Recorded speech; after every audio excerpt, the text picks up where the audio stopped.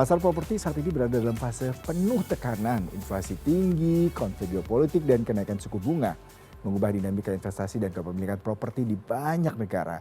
Sektor yang sebelumnya dianggap stabil kini menghadapi ketidakpastian baru. Properti tidak lagi bergerak sendiri karena sangat dipengaruhi oleh kondisi ekonomi makro. Apa yang terjadi di tingkat global berdampak langsung pada harga, permintaan, dan strategi investasi. Untuk mengelaborasi ini telah hadir di studio CNN Indonesia Bapak Ferry Salanto, Head of Research Colliers Indonesia. Selamat pagi Pak Ferry. Selamat pagi Mas Ngomongin Yuda. properti ini menarik karena dari zaman dulu kakek saya bilang kalau menyimpan uang tuh salah satu di properti di rumah ya, selain tanah ya. Nah tapi ada yang menarik Mbak terkait dengan perubahan dinamika politik, pasti juga berpengaruh terhadap daya beli dan juga bagaimana para pengusaha properti itu harus lebih adaptif ya Pak ya. Betul. Nah ini ada sedikit laporan dari Colliers di kuartal pertama 2026 yang mencatat bahwa sekitar 60% transaksi residential di kuartal pertama ini justru ditolong oleh apartemen siap huni ya Pak ya. Kalau dulu mungkin orang lebih memilih apartemen yang sifatnya proyek off plan karena mungkin harganya lebih murah dan juga lebih kompetitif, lebih banyak pilihan. Nah seperti apa nih Pak perubahan kondisi ini dan bagaimana pengembang itu bisa memulihkan kondisi Pak? Ya, jadi sebenarnya kalau kita lihat selama kuartal pertama ini, tapi itu sudah terjadi di tahun sebelumnya bahwa orang lebih memilih properti yang memang sudah jadi dibandingkan yang masih off plan. Ini semua memang didorong karena ada risk aversion. Jadi mereka coba menghindari krisis, ditambah lagi memang ada insentif dari pemerintah dari PPNDTP sehingga ini juga mendorong penjualan unit-unit yang memang sudah jadi. Dan jadi preferensi buyer sekarang memang intinya memang mereka ingin kepastian gitu ya. Jadi makanya proyek-proyek yang off plan ini memang tidak semenarik yang sebelumnya. Ditambah lagi memang kita punya pengalaman sebelumnya bahwa ada beberapa developer yang memang gagal bangun, memenuhi tanggung jawab, delivery time-nya juga nggak sesuai dengan harapan, sehingga ini membuat persepsi yang kurang baik di mata konsumen. Tapi bukan berarti off plan itu tidak menarik gitu ya.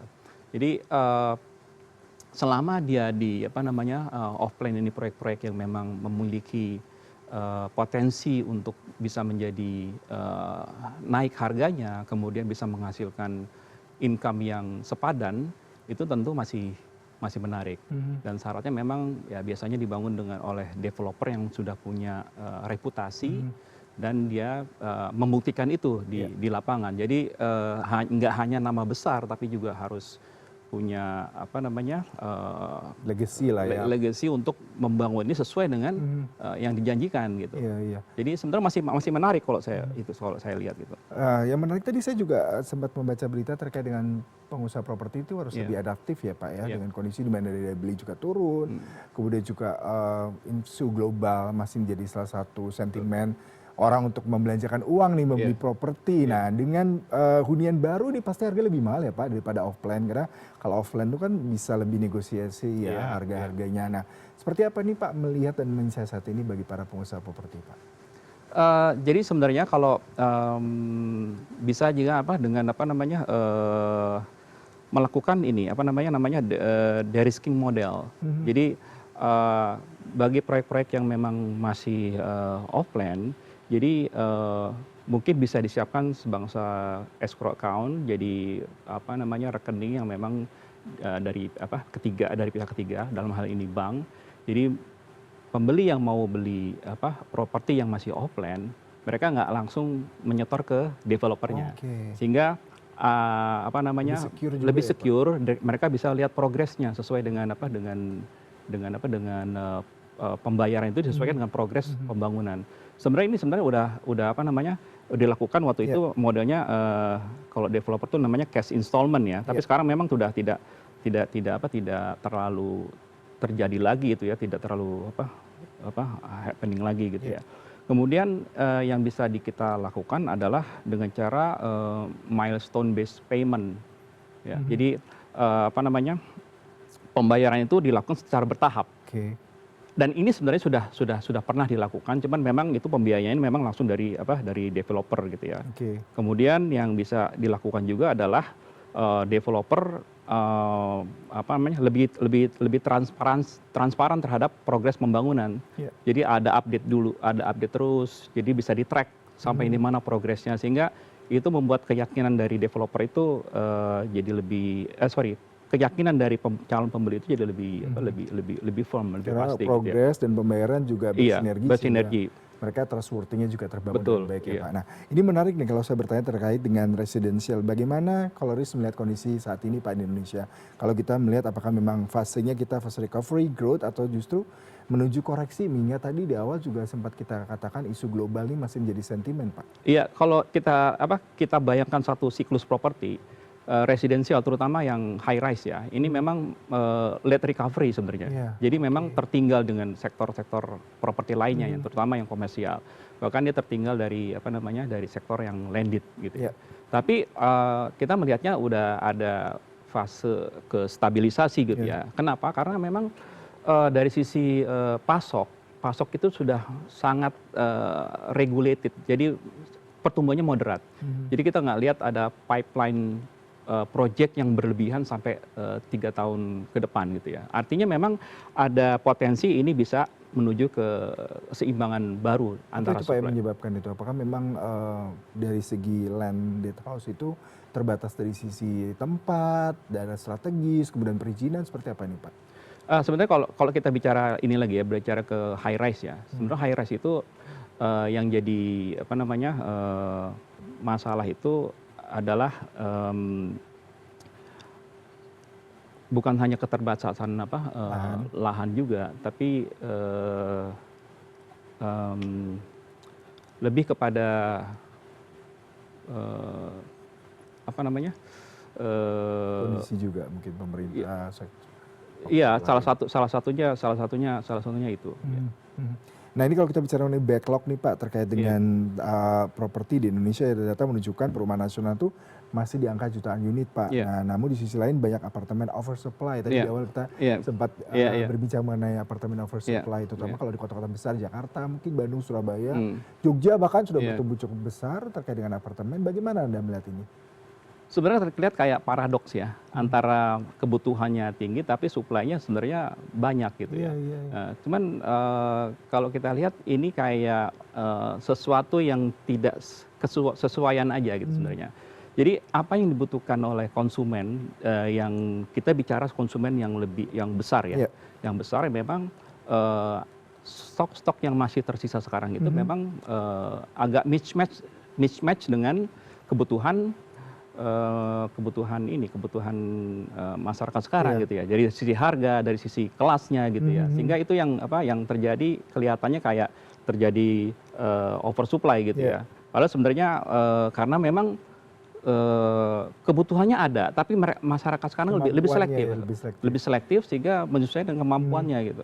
Terutama kalau kita bicara dengan kebutuhan dari gen milenial dan Gen Z yang semakin matang dalam mengambil keputusan pembelian properti. Apakah ini juga salah satu variabel ya Pak, sehingga supply apartemen-apartemen yang mungkin dianggap middle up itu tidak laku terjual seperti itu? Bagaimana? Ya, karena kalau kita bicara milenial Gen Z itu kan mereka ngelihat sesuatu itu kepraktisan ya, kepraktisan. Yang praktis itu memang tinggal di Jakarta. Tapi masalahnya kan kalau kita lihat dengan harga tanah sekarang, dengan produk-produk yang ada di Jakarta memang di luar jangkauan mereka. Makanya mereka harus pindah. Tapi ditambah lagi memang persepsi Gen Z dan milenial ini mereka mulai agak berubah. Artinya mindset untuk kepemilikan itu udah mulai bergeser ke arah kenapa nggak sewa aja? Iya, betul. Kenapa nggak sewa? Jadi sewa itu lebih realistis buat mereka. Karena mungkin mereka punya punya prioritas yang lain yang tidak harus semua penghasilan mereka tuh terkuras di kepemilikan apartemen itu. Berarti apakah akan mencapai satu titik affordability ceiling Pak dengan kondisi tadi ya, di mana mungkin yang sekarang apartemennya tersedia, kemudian residensial terutama di Jakarta sudah sangat harganya di luar kemampuan kita, ataupun akhirnya seperti apa deh Pak untuk mencapai titik keseimbangannya? Sebenarnya kalau kita bicara affordability ceiling sebenarnya udah tercapai dan bahkan sudah lewat gitu ya. Artinya kita lihat dari beberapa tahun terakhir ini memang harga itu tidak bergerak. Jadi artinya memang kalau harga sudah tidak bergerak, artinya memang kemampuannya memang hanya di situ aja gitu ya.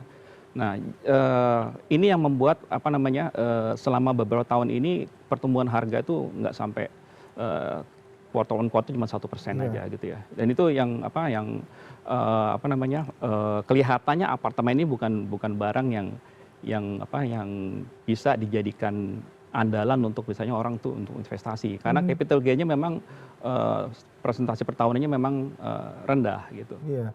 Nah, kalau kita bicara mengenai ini Pak, Bapak mengatakan bahwasanya fokus utama itu tidak lagi terhadap penambahan pasokan Mhm, secara masif, tapi pada optimalisasi aset, betul, kemudian juga bagaimana, kesiapan merespon perubahan perilaku dari para konsumen, iya, sehingga, kita bisa melihat bahwasanya strategi perlu lebih optimal nih ya Pak ya. mhm, Nah, bagaimana Anda melihat perubahan perilaku ya Pak? Tadi ada Gen Z, milenial sudah mhm, berubah, kemudian mhm, daya beli berubah, dan juga saat ini juga sempat membaca perubahan perilaku membeli sekunder properti ya Pak, iya, rumah bekas dalam tanda mhm, kutip daripada rumah baru, mhm, offline rumah atau iya. properti, seperti apa Anda melihat karakteristik sekarang ini Pak? Jadi, kenapa orang milih, apa namanya, pembeli rumah second itu sebenarnya ada beberapa alasan ya. Iya, Karena biasanya kan kalau, sebelum masa-masa sulit sekarang ini kan orang membeli kan biasanya offline iya kebanyakan ya. betul, Jadi mencari harga yang serendah-rendahnya dengan harapan bahwa harga itu bisa mhm, bisa naik. Nah, kalau kita lihat, harga sekarang itu memang kenaikannya hanya minim, bahkan cenderung relatif stagnan ya Pak, stagnan, flat ya, tidak ada pergerakan, maka memang, apa namanya, sudah tidak menarik lagi gitu ya untuk beli itu. Makanya ada alternatif dari secondary yang dia menawarkan harga yang memang lebih lebih murah. mmm, Kenapa lebih murah? Karena, properti itu dibeli pada saat dia masih apa namanya, early stage. iya, Harganya masih masih masih murah, premium lah ya masih masih kondisinya, masih bagus banget. Kemudian setelah berapa saat dia sudah naik, sudah mengalami iya, kenaikan, tapi memang, apa namanya, ya apa, pembeli sorry, penjual di pasar secondary ini mereka lihat ini udah ada margin. Jadi mhm, dia bisa jual lebih, murah, yang penting terjual produknya gitu. iya. Jadi itulah yang membuat, pasar sekunder itu jadi lebih menarik. Mhm. Nah, kalau kita melihat tadi Pak, berbagai macam variabel untuk pembeli, Mhm, bisa interest untuk membeli pilihan banyak, secondary tadi, mhm, offline, kemudian rumah layak huni, bahkan, rumah, yang sudah pernah secondary ya, iya. ataupun secondary properti itu. Nah, dengan kondisi seperti ini, seperti apa seharusnya sikap para pelaku bisnis di sektor properti dan tentunya konsumen untuk menyikapi kondisi ekonomi global yang uncertainty, terutama di era ekonomi saat ini di mana geopolitik menjadi salah satu sentimen negatif, Pak. Iya, sebenarnya ini, sesuatu yang sudah diantisipasi oleh banyak developer ya. Kalau kita lihat tadi, mereka tidak lagi berlomba-lomba untuk launching project. Iya, Karena memang, mereka sadar bahwa pembeli ini sekarang lebih selektif. mhm, Jadi, bukan lagi karena dia, perlu ownership dari iya, properti, tapi memang karena, utilisasi dari properti itu. Makanya itu bisa disiasati misalnya, misalnya mengkonversi unit-unit yang memang belum terjual dengan menjadi unit yang bisa disewakan gitu ya.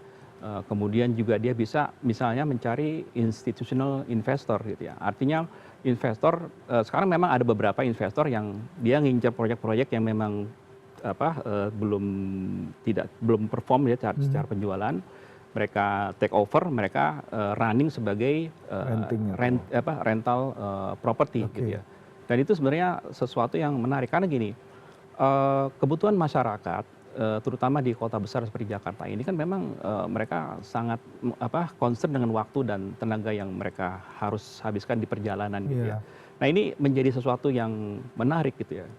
Di satu sisi mereka kemampuan untuk membeli itu belum terpenuhi, tapi di sisi lain ada opsi untuk iya, bisa menyewa gitu. Jadi ini mmm, mungkin, salah satu yang bisa dipikirkan gitu ya, bagaimana mengoptimalkan aset-aset sebenarnya yang daripada nganggur, jadi kita jadikan pasar sewa. Jadi mhm, mungkin kalau menurut saya itu memang, mindset, terutama dari pembeli. Pembeli itu mungkin, tidak harus berpikir bahwa properti itu memiliki, tapi juga bisa disewa. Dan itu kan sudah terjadi beberapa negara besar yang memang untuk mendapatkan properti itu sulit sekali. Tapi iya, untuk mendapatkan akses untuk menyewa itu relatif lebih bisa difasilitasi. mhm. Pak Ferry terima kasih sekali perbincangannya, semoga banyak memberikan insight Siap. terkait dengan para penonton CNN yang saat ini masih berkutat untuk mendapatkan properti, terutama kalau di Jakarta yang harganya sudah unbelievable, udah terlalu overpriced ya Pak ya. Tapi mudah-mudahan ini tadi memberikan insight. Terima kasih Pak Ferry untuk perbincangannya pagi hari ini. Salam sehat selalu Pak.